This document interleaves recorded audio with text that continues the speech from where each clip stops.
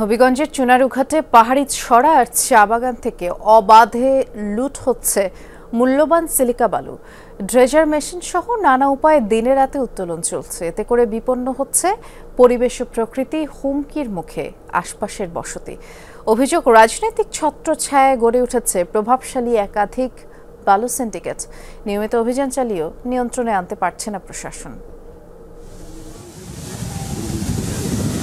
পাহাড়ি ছড়া থেকে দেদারসে তোলা হচ্ছে সিলিকা বালু।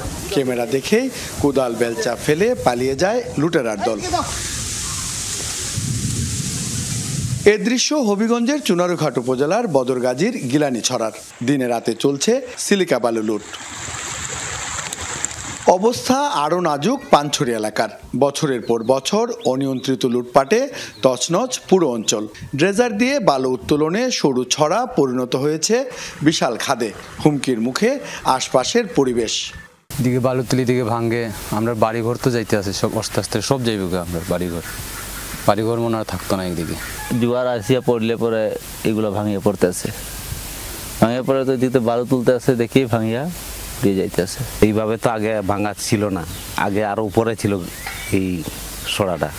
জেলা প্রশাসনের তথ্য মতে চলতি বছর কোথাও সিলিকা বালু মহাল ইজারা দেওয়া হয়নি। তবু চুনারুঘাট, মাধবপুর ও বাহুবলের পাহাড়ি ছড়া ও চা বাগান থেকে চলছে বালু লুটপাট। স্থানীয়রা বলছেন, রাজনৈতিক ছত্রছায়ায় গড়ে উঠেছে কয়েকটি প্রভাবশালী সিন্ডিকেট।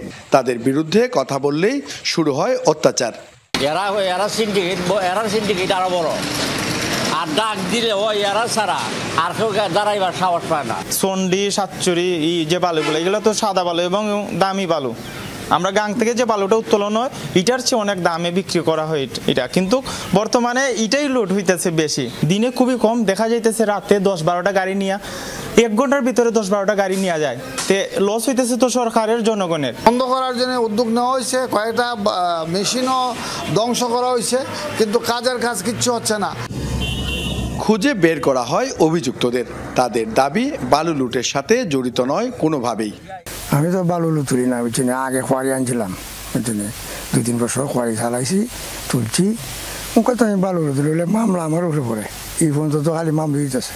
এর আগে হয়েছে 4-5টা, অঙ্ক হয়েছে, নতুন করে হয়েছে একটা। আলহামদুলিল্লাহ, ও মাহফুজ বছরের ভাই এরা যে অভিযান আরম্ভে দিয়েছে, তোমার 5 জন ধরে নিয়েছে। আমি অভিযানেও বালু লুট বন্ধ হচ্ছে না বলছেন ইউএনও।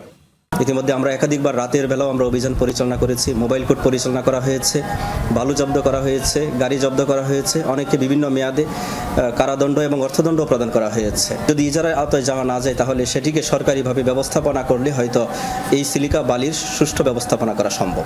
স্থানীয়রা বলছে, চক্রের হুতা চিহ্নিত করে শাস্তির আওতায় না আনা গেলে বন্ধ হবে না বালু লুটপাট। প্রদীপ দাস সাগর, যমুনা নিউজ, হবিগঞ্জ।